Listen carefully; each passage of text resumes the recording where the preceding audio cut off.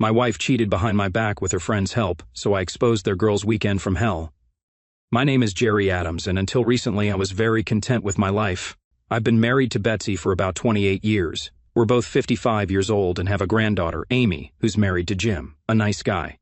They've been married 3 years and are expecting their first child. A brief history lesson about Betsy and me. We met in college and dated, but we were both working hard to complete our degrees and were never especially close. We started dating and came to find that we were really compatible. We married 18 months later, and Amy was born 2 years after that. She was a great, intelligent daughter. Betsy and I have good jobs. She has 25 years of teaching experience, and I work in a huge company's finance department. We mostly work for the government, and I am responsible for controlling expenses and adhering to all government project regulations. I have a crew of 4 and have been in business for 31 years. This narrative begins in the summer when my wife is not working, and she and 3 or 4 frequent companions get together for dinner or occasionally just meet at one of their residences. Most meetings are simply an opportunity for them to have fun. They would occasionally go to a bar to listen to music, and, if invited, dance. I never questioned what was going on because my wife is rarely late or drinks excessively. It began around 3 years ago, right about the time Betsy and I became empty nesters. We both adore their baby, and I hope to rekindle our passion when we grew older. We aren't as active as we once were, but we still go out to dinner at least once a week, sometimes alone, sometimes with another couple. It appeared to me that we were content and happy in our relationship. At least, that is what I believed. I drove home that evening, stopping for lunch with my friend Harold. When the wives get together, he and I will occasionally have dinner together. I had already finished and was on my way home when I noticed cars, so I parked at the corner and walked home. As I stepped through the side door leading to the back patio, I heard loud laughter and assumed they had a few bottles of wine. I smiled when I heard Stephanie, Betsy's best friend, say she loved her husband Sam, but he was old, overweight, and could hardly stand. She stated that sometimes all she needs is a little affection, and that she has a fantastic vibrator and can enjoy herself without having to gratify her spouse. She went on to say that when he gets difficult, he holds on for approximately a minute, so she told everyone that his nickname was now Minute Man. Everyone laughed. I felt embarrassed for him because he was at our house and was a decent person. Yes, he is a little overweight, but Stephanie was not exactly petite in the first place. She was polite, but I had never heard her talk about her spouse in that way before. I was astonished and felt bad for him. I didn't enter the room because I wanted to hear what everyone was saying. Maggie then stepped up, stating that her husband, Harold, was very different. He's fine with it, and then became curious, but she is not pleased with his size. She stated she can barely feel it, and after 3 children, she feels the desire for something more.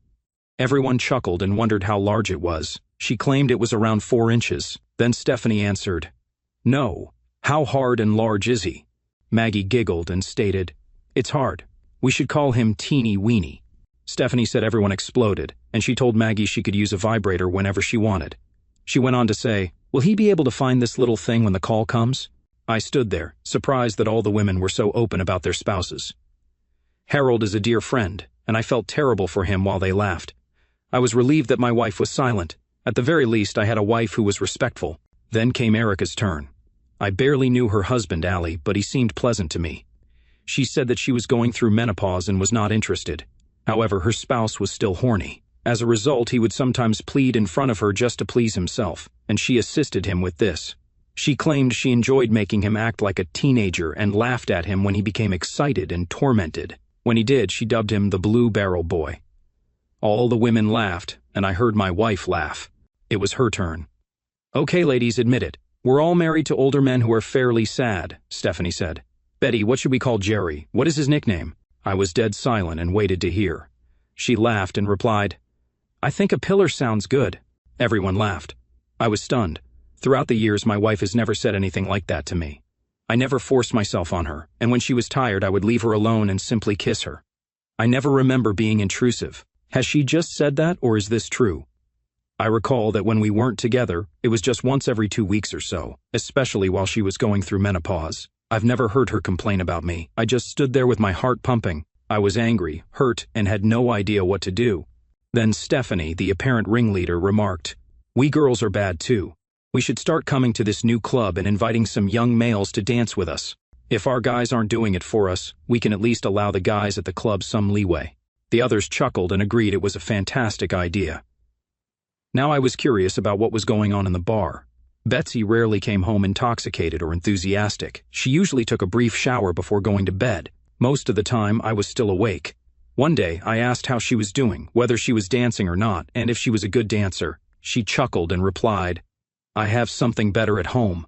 What crap, I wondered. Was she being molested? I didn't detect anything while standing outside the door. They all clinked their glasses, agreeing that they should come out more often. I just stood there. Everyone kept laughing and drinking. Erica raised a toast for the Minute Man, the teeny weeny, the boy with the blue balls, and the boy with the pillar. Everyone lifted a toast. I felt disgusted. Did they repeat this every time they got together? Finally, Erica stated, "You know, we are all married, and we should be grateful that they are all good fathers and breadwinners. Even if they have flaws, they are ours." I hoped Stephanie had returned, but she had not. Yes, they were excellent fathers, but sometimes we require more. Just trying out someone young once would be enjoyable. Then there was silence, and nobody said anything. It was already late. Erica said, "We have to go back to the old boys again." I climbed out the back door and walked to my car before anyone else left. I was so angry that I knew I needed to cool down before returning home. I drove around the neighborhood and stopped at a park. I chose to stroll a little longer. I remembered what I'd heard. I thought all the women were sweet and kind, which surprised me. Was I actually in such horrible shape? I was a little overweight and weighed more than I needed, but I was in better shape than the other women.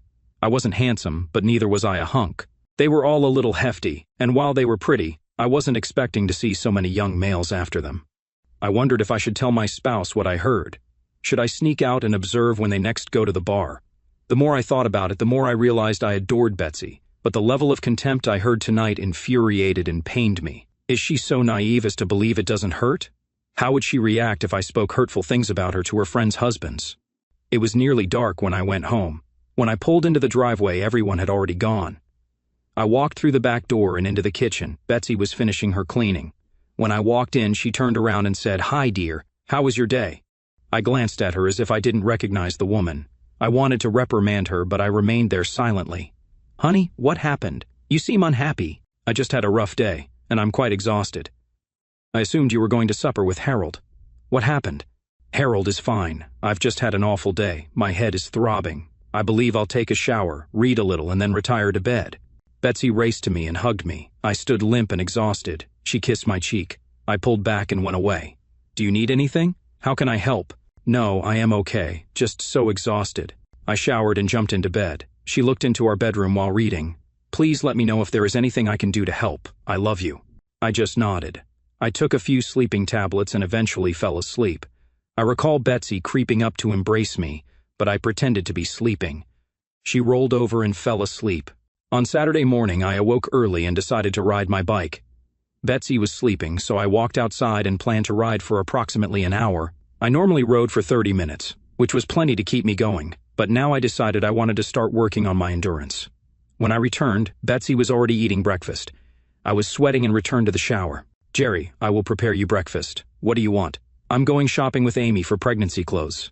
"Do not worry about me. I will simply eat a bagel and sip coffee." "Have a great time." When I got down to breakfast, she had already left. I was relieved that she had left. Now I could think clearly about what to do. I was furious when I realized I needed to learn more about going to the bar. One of my assistants was Dan, a 32-year-old who had been with me for nearly 5 years. As far as I recall, my wife only met him once. Perhaps he could monitor her without raising suspicions. We had a landline, and I kept thinking about shutting it off and only using our cell phones. I planned to monitor the home phone as well. Maybe I'd pick up something to keep track of calls. I spent the entire day going through her emails, which she never kept private. I reviewed around 2 years of activity and found nothing untoward. I was wondering why she hadn't deleted the old letters. Now I'm pleased she didn't. Around 5 o'clock, I heard her car pull up to the house. She stormed into the room, claiming she had a lovely day finding stuff for Amy. I was delighted since I adore our daughter and believe she and her spouse could benefit from our assistance. Betsy chatted nonstop, and I sat there nodding. Finally, she stated that she would have some leftovers from last night's gathering for dinner. This pulled me back to reality and made me upset again. I tried not to show it, but she noticed that I remained mute over supper. "Honey, please tell me what is bothering you." "I am fine. It is work, and I hope everything gets handled quickly." She kissed me as I grabbed the plates and began clearing the table. I understood a long time ago that Betsy is a far superior cook, but at least I know how to clean. She sipped wine and sat at the table while I washed the dishes. "Betsy, are you pleased?" What does happy mean? Certainly. How about you? Yes, but you sometimes appear remote. Are you having a good time with your girls? This was her opportunity to say something like, yeah, I enjoy going out with my pals. We have lots of fun because we are all about the same age and have similar interests. Instead, she asked, do you dance with other males when you're listening to music? She suddenly looked up and laughed. People occasionally invite me to dance, and they do. It's innocent, and I never allow them to go too close. Are you jealous of young men? Do you ever feel a bit nervous? Well, Jerry, I believe you are jealous. You do not need to worry about it, dear. I'm intrigued because 4 or 5 stunning women sitting together can attract a large number of men. Do you slow dance with them when they ask? Jerry, what's up? You understand that I will never let anyone get too close. Do other girls dance too? Will you let me know if any of them ever do anything inappropriate? Betsy looked at me suspiciously and replied, Jerry, I don't believe any of the ladies will do anything wrong. You recognize them all. They'd never do that. I considered and said, I have an idea. Why don't we host a picnic and invite them and their husbands? She simply shrugged and remarked, I think they're all busy. Okay. I was simply wondering when you gals would get together again. Jerry, I wanted to speak with you about this. Stephanie has a lake house, and she suggested we all go there next weekend. Stephanie only met wives. You're always too busy. I turned to look at her. When were you planning to inform me? I intended to mention it last night, but you weren't feeling good. When will you leave? We plan to leave Friday morning and return Monday evening, just in time for the 4th of July. We generally have a party on the 4th. Will you miss the party? No, I'll be back on time for the fireworks. You will miss everything else. Amy and Jim regularly come to see us. Betsy looked at me and saw that I was dissatisfied. Jerry, I will absolutely make amends when I return home. Sometimes girls just need a break. I understand. Then I left, went into my office, and began to contemplate. She rarely leaves, and now, after hearing all of the women's comments about how they need something extra, I am having serious reservations. I wondered what was going on. Betsy eventually entered the office. Jerry, you are not upset with me, are you? No, I just want you to tell me everything. By the way, who is coming? Stephanie, Maggie, Erica, and Teresa. She works beside Stephanie and is a dear friend. I was unfamiliar with Teresa, but I wanted to learn more about her. Teresa is the same age, and is she married? I believe she is around our age, although she is divorced. That was great. My wife wants to go away for a few days to have fun with some other women, and I have no idea what is going on. It seems unusual that you suddenly wanted to spend more time with your buddies. I was thinking we could spend some time together because they also had the day off on Monday. That is extremely nice, sweetheart, but this is the one moment we can all get together. I guarantee you and I will do some more before the end of the summer. As the week progressed, I could tell my wife was enthusiastic about the approaching trip. I was angry. I planned to try again and see what reply I got. Honey, how about I join you on Friday evening and leave on Monday morning? You will still spend time apart from your spouses, but we may also spend time together. Jerry, what is wrong with you? We only need some chicks-only time. Okay, you have time, but you won't like it if I go golfing with the men over the weekend. That's because it's prohibitively pricey, and I don't enjoy being alone. Please attempt to comprehend that you are behaving like a child. Well, this was my final attempt. Maybe she is right, girls require time alone. I'd never worried about Betsy before, but the talk I overheard made me even more concerned. I planned to find out more. I grabbed her phone while she was in the shower and attempted to open it. She had protected it. She'd never locked her phone before. I needed to come up with a plan. She and I had nearly identical phones, so I took hers to work and left mine. Dan was our IT expert. I asked if he could help me get into her phone. He worked on it for a long time, and I gave him every possible password combination. Finally, he found the correct combination, and it was open. I read through her texts, hoping to uncover something useful. I discovered a wealth of information and attempted to link messages to my home email. I told him I appreciated it, and he was delighted to assist. Stephanie appeared to be the group's ringleader. They would first go to her cabin and then visit some visitors. Teresa was the event planner. The more I read, the angrier I got. My lovely wife was quite excited. Only Maggie saw it as a poor idea. If the husbands discover this, they will be enraged, she wrote. Stephanie simply shut her down and said it would be fun, and if no one knew, there would be no harm done. My dear wife agreed. Erica expressed her excitement, saying she couldn't wait. I checked as many emails as possible. When I got home, my wife questioned whether I had unintentionally taken her phone. I told her yes. She ranted and asked, "Why did you take my damn phone? It's private, so don't look at it, damn you, Jerry." I looked at her like she'd gone insane. I realized it was your phone, but since you had lately locked it, I couldn't read it. Obviously, you were doing something intimate that you didn't want your husband to see. What the hell is going on, Betsy? Nothing. I just don't like it when people stare at my personal items. Betsy, do you have anything to hide? Of course not. On Tuesday night, I had a fitful sleep. I decided to phone my daughter, as she knew everything. My wife and Amy spoke practically every day. I called her and inquired whether her mother had told her about her escape. Amy replied yes and appeared happy. I asked if she had any information. Everything's fine. It's okay. She just looks a little different. Maybe she's so excited because the baby is on the way. Honey, you're correct. We can't wait. Betsy came home and noticed I was unhappy. Honey, do you know how much I adore you? It's a simple getaway, and I'll be happy to see you when I return one day. I grinned and replied, I hope so. On Thursday, I got up early and headed to work. I chose to check her messages. Stephanie kept telling the girls that it would be a lot of fun, but never mentioned what they were going to do. Teresa was the only one who organized everything. I wanted to speak with Dan again and show him some of the emails. I wondered whether there was any way to access the emails. Dan looked over the letter and asked, Who is Teresa? I do not know. Someone who works alongside Stephanie. He smiled broadly. She is my sister. She recently held a bachelorette party for a friend who is getting married, and she informed me that a woman at work wants to hire a stripper for some of her friends. Teresa informed her that she could order one for them, but on what occasion? Her friend recently informed her that there will be a bachelorette party this weekend. Dan must have noticed how pale I was. Jerry, do not worry. I will figure it out. Now I understood what was going on. My wife was going to have a stripper, and I was curious how far it would go. A private party is not the same as a strip club. I continued reading Betsy's letters and emails. Betsy stated that I was starting to become angry. Stephanie wrote, After this weekend, he needs to be nicer to you because if he misbehaves, you will not meet him again. This got me so upset that I wanted to strike the wall. I quickly devised a plan. Amy called me after lunch and said she was talking with her mother. She stated she simply needed to leave. Amy questioned her about what was so important about this weekend that she would miss her family's 4th of July celebrations. Betsy stated that she just needed to be with the girls and not stress. Amy also mentioned that she thought I was depressed and suggested that she spend more time with me. Her mother explained that she needed this to happen and that she would make it up to me when she got home. On Thursday, I decided to phone all of the husbands. First, I called Harold and inquired if he had noticed Maggie acting strangely. He claimed she appeared concerned. He believed she was merely feeling under the weather, but she was looking forward to the weekend. Dan called me back and talked to his sister, Teresa. She approached a stripper who was performing at the party. This is the same stripper Stephanie hired. I called the husbands and invited them to meet me on Friday night without telling their wives. Sam and Holly didn't know me very well and claimed they just wanted to relax at home alone.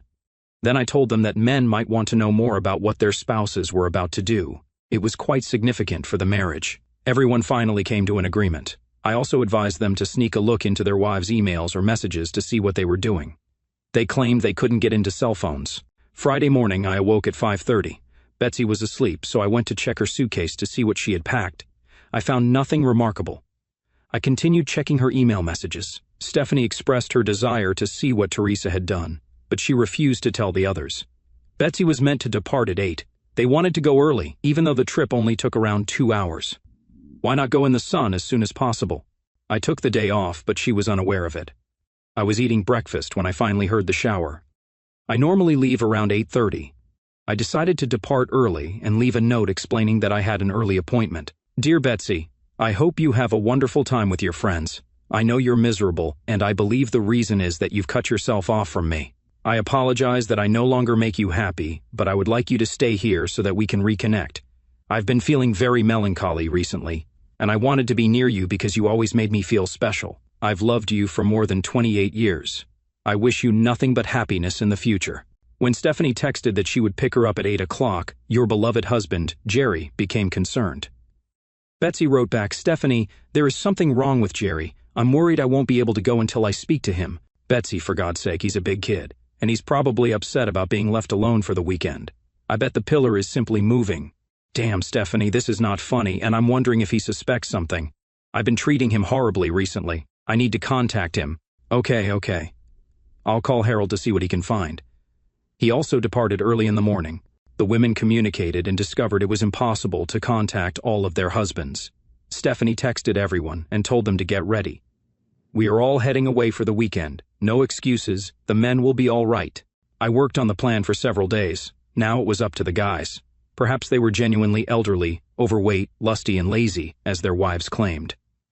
It is not too late to save marriages or at least prevent wives from ending them. Harold and I had a brief conversation when Allie and Sam arrived. Everyone seemed concerned, which I explained was normal. I asked you all here because I believe our spouses will breach our wedding vows this weekend. Can you live with it? I gave them the entire story, including how I overheard them discussing each of them, and how I hacked my wife's cell phone to find out what was going to happen, or at least what they planned to do. Sam, Allie, and Harold were furious. They suddenly fell silent. I suggested my plan. We'll get up on Saturday, head to the cabin, wait for the visitors to arrive, and see what happens. We discussed it and decided not to respond to any emails, phone calls, or text messages. Let us leave the women in the dark. It would be difficult, but we needed to raise their suspicions. We spoke until late at night and arranged to meet again at 9 o'clock in the morning. I had a restless night. I kept checking my phone, and my wife texted me approximately 20 times. She was initially concerned, but then became enraged and branded me a selfish brat for attempting to ruin her weekend with the girls. I went to bed and attempted to fall asleep. I finally dozed off in the morning. I called my daughter, who told me that her mother had called and was very concerned. Amy explained that they had asked her father because her mother wanted to run away and play with the girls. Betsy hung up. I looked into her account, as I routinely do. I normally handle the majority of the accounts. I noticed Betsy had withdrawn $500 for the trip. Now I understood what she was up to. I informed the boys about what was going on and told them to check their accounts. They did so and discovered that all of the women had withdrawn significant sums of money. Sam, Allie, and Harold were ashamed and angered because of the contempt shown to them by everyone. I didn't want them to get aggressive, but I told them to keep their dissatisfaction in check for when we met the women. Something was scheduled to happen at 8 o'clock, so we had to be there within 7 hours and not let the girls down. Teresa kept me updated following my conversation with them. Stephanie approached Teresa to see if she knew a decent stripper for a girls' night out. Teresa knew the stripper who worked with her. I relayed this knowledge to my husband, who grew even angrier. In reality, she snapped many photographs of a stripper she knew and provided them to Stephanie. She told me Stephanie nearly wet her pants. The stripper was in his late 40s, tall, gorgeous, and extremely well-built. His manhood was large. Teresa confirmed that Stephanie desired this. Stephanie also inquired whether the man would do different things. For example, Teresa asked. Stephanie remarked that they were all married to old farts and wanted to see how a sexy young man could treat 4 women. When Teresa informed me about this, she told me that the others were unaware, but Stephanie intimated that it would be private and enjoyable for everyone. As we continued our chat, the men spewed fire. Fortunately, we were able to halt it, but our futures with our wives were terrible. I texted Teresa while we were approaching to see if everything was ready. She called me back a few minutes later after she had gone outside. Teresa, we are appreciative of your aid. You have opened our eyes, and perhaps it will save 1 or 2 marriages. I do not know, Jerry. My husband was a loser and cheated on me, and when Dan discussed your issue and discovered that I was working with Stephanie, I was delighted to assist. Stephanie informed the others about the impending arrival of a stripper. I genuinely want to know the facts, especially how your wife reacted. Teresa seemed reluctant to tell me, but she eventually did. Jerry, I believe your wife is at the mercy of Stephanie and lets her control her into doing things she would not ordinarily do. Teresa, please tell the truth. Did anyone admit to doing stuff at the bar? It's difficult to say, but they mentioned that some males kissed them and ran their hands over them, but no one was into them. As for your wife, she stated that one day she took her hand and placed it on his erection, which she described as extremely large. She then retracted her hand and did nothing else. I see. They understand what will happen. Stephanie reminded them that if they liked a huge man's instrument, they should wait to see and feel it in action. He's going to entertain us all, and maybe we can assist him do so. I have to go. They believe I'm talking to a stripper, she stated. What she did wasn't too horrible. I hope you understand that Stephanie is the terrible person. Thank you, Teresa. Without you, we would all be clueless cuckolds. When I told the men what she said, they became enraged. We were already close to the heart. We came to a halt, and I, as the spokesperson, was about to inform the wives of our decision. I texted Teresa saying we'd be there in 10 minutes. She responded, "Fine, they have just finished dinner. The time was 7:30 in the evening. The hut is situated on a tiny hill overlooking a lovely lake." Sam informed me that it had been in his family for 3 generations. The cabin was rustic but charming, and the view was breathtaking. The nearest neighbor was a half-mile away. We walked along the dusty road, stopping a few hundred yards behind. We got out and went toward the hut. We overheard women conversing. They must have been standing on the cabin's back porch overlooking the lake. Sam opened the front door, and we all entered. The women had not seen us yet. They were drinking wine and conversing. When Sam unlocked the rear door, the conversation came to an end. All the spouses paled. "Hello," Sam said, smiling. They all stood, startled. Stephanie finally spoke up. "Sam, what the hell are you doing here? It's a girls' weekend. We were planning to go somewhere before you left. Come inside the house. I want you to meet my pals. Ladies, I would like to present you to Blue Ball Boy, Little Weenie Boy, Pillar Boy, and of course, Minute Man. Is that correct?" he asked, turning to face his wife. Stephanie was speechless, which was great. I spoke next. "Please sit down and relax. We need to talk about something." Betsy started to say something, but I cut her off. "No," she sat down to cry. Maggie looked as if she had seen a ghost. "Erica had post-traumatic stress disorder. We want to discuss something first, and then you can talk." I turned to Teresa and said, "Wow, you must be Teresa. You're fantastic. My wife says you are the same age as her. How old are you?" Teresa feigned surprise and said, "I'm 34. Obviously, my wife is either blind or lying, right, hun?" I winked. The women looked very nervous, as it was about 7:50, and they thought a stripper was coming. They looked at their watches. Erica finally found her voice and said, "Let's all go somewhere to eat." I laughed. "Nice try, Erica. I think the stripper should be here any minute, you know, the one with the big tool that you've all been waiting for." My wife started crying, and Maggie was already crying. Harold couldn't hold back any longer. "Maggie, you fallen woman. How could you humiliate me in front of your friends and discuss my size? I'll buy you a baseball bat, and it will help make you happy." Ali was next. "Erica, you are so special. I've loved you for many years, and now all I see is betrayal on your part. Thank you for telling others that I need you. I don't just want a middle seat. I want you. Well, not anymore. You speak of me as a grinning, submissive weakling. Well, you then." Sam added, "Stephanie, you're disgusting. Most of these women's actions were triggered by your own self-esteem issues. You are the instigator of almost everything that happened. I thought I loved you, but you made it impossible. After our divorce, you can continue to live your life as an old, fallen woman looking for larger sizes than men. By the way, your 5th place does look big in those pants, and honestly, if you get any bigger, they should tie ropes to you so you can march in the Macy's Thanksgiving Day Parade." Finally, I said, "My dear Betsy, you also managed to burn bridges behind you.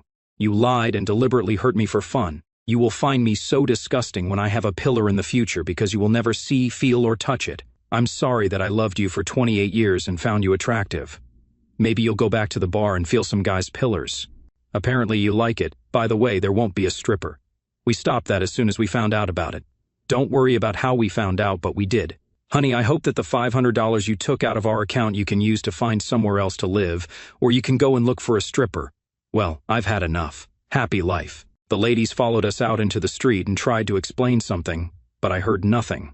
Before leaving, we let the air out of 2 tires on Stephanie's car. She wouldn't be able to find someone to fix it until tomorrow or later since it was a holiday weekend. Teresa had already left while we were talking with our wives. We all returned home. My wife kept calling and emailing. All the messages she wrote stated that she was very sorry and that it was all a big joke. In one voice message that I listened to, she said, "Jerry, I'm very sorry, but all the women were joking. We understand that this was offensive.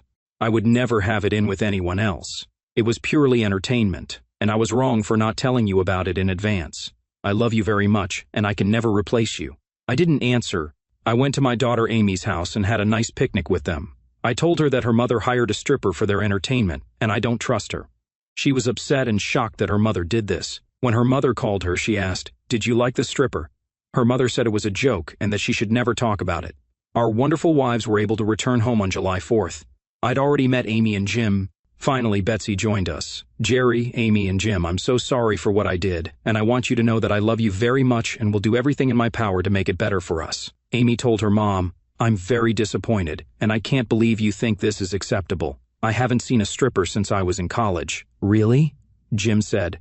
"Perhaps you should tell me about this. I didn't know this about my wife." "Jim, this was before I met you, and we were a bunch of young girls, not old ladies like my mother." Betsy cried and went home. I got home after the fireworks, and apparently, Betsy was so tired that she went to bed. This was fine with me because I moved my clothes into Amy's old room. The next morning, I had to go to work, and I was out the door. Betsy left the room. At the office, someone asked, "How did it go?" "It was difficult, but I'm glad we were at least able to prevent more damage," I responded. "Do you think you can save your marriage?" I hope so, but I'm not sure. I still love Betsy. She actually wrote to me and asked when I would be home and that she was going to make me dinner. We really need to talk, she said. I told her I'd be home at the usual time. I entered the house, and everything around me smelled nice. She came up to me and said, "I missed you, and I'm sorry about everything. Can we talk about this after dinner?" Certainly. Dinner was quiet, but the food was good. I love her cooking. When it was all over, she asked permission to go into the living room and brought dessert and wine. I thought she's trying the whole court press here. "Jerry, I'm sorry about the weekend. We never had any intention of doing anything with the stripper. I didn't even know about it until we arrived." "Betsy, when did you find out about this? Why didn't you refuse or at least tell Stephanie that this was wrong?" "I thought about it, but she planned everything, and it was her cabin, so we all felt like she was in charge." "Also, tell me more about those times you went to the bar. How many male friends have you already groped, and how many have you been groped?" "No, I was not groped, and I did not feel. This didn't happen. Well, according to one of your friends, a guy put your hand on his erection, and you said he was huge. It is not true. He may have accidentally touched me, but I never felt it or played with any guy. I've been thinking a lot in the last 2 weeks, and I'm very unhappy, as you know. You didn't care when I was hurt, and your disrespect is disgusting. Your conversation sounds like talking about clients, not about the husbands you were supposed to love. Where did this come from? You always say bad things about us.